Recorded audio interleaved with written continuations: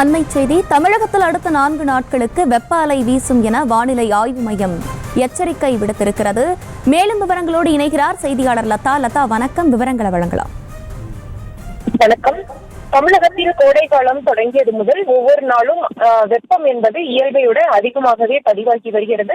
நேற்றைய தினம் கூட 17 மாவட்டங்களில், அதாவது 17 இடங்களில் 100 டிகிரி செல்சியஸ்க்கு 100 ஃபாரன்ஹீட்டுக்கு மேல் வெப்பநிலையானது பதிவாகி இருந்தது.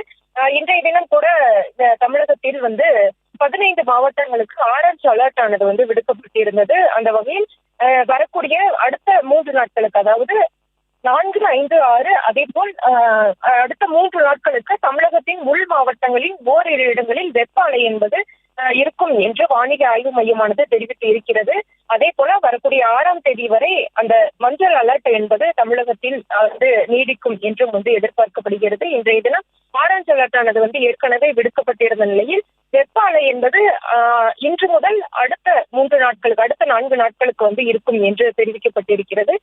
அதே போல பார்த்தோம் என்றால் 7ஆம் தேதி வரை, அதாவது அடுத்த 5 தினங்களுக்கு தமிழக உள் மாவட்டங்களில் ஒரு சில இடங்களில் அதிகபட்ச வெப்பநிலை என்பது 2 முதல் 4 டிகிரி செல்சியஸ் வரை இயல்பை விட கூடுதலாக இருக்கும் என்று தெரிவிக்கப்பட்டிருக்கிறது. அதே போல இன்றும் நாளையும் வட தமிழக உள் மாவட்டங்களின் அநேக இடங்களில் அதிகபட்ச வெப்பநிலை என்பது 3 முதல் 5 டிகிரி செல்சியஸ் இயல்பை விட அதிகமாக இருக்கக்கூடும் என்றும் தெரிவிக்கப்பட்டிருக்கிறது.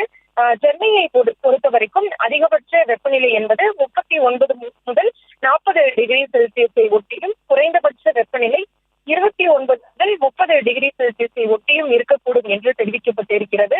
தொடர்ந்து தமிழகத்தில் வெப்பநிலை என்பது இயல்பை விட கூடுதலாக பதிவாகி வரக்கூடிய நிலையில் அடுத்த 3 நாட்களுக்கு, அதாவது இன்று முதல் 4 நாட்களுக்கு தமிழக உள் மாவட்டங்களின் ஓரிரு இடங்களில் வெப்ப அலை என்பது வீசக்கூடும் என்று வானிலை ஆய்வு மையம் தெரிவித்திருக்கிறது. விவரங்களை வழங்கியமைக்கு நன்றி லதா. செய்திகளை உடனுக்குடனும் துல்லியமாகவும் தெரிந்து கொள்ள சப்ஸ்கிரைப் பண்ணுங்க.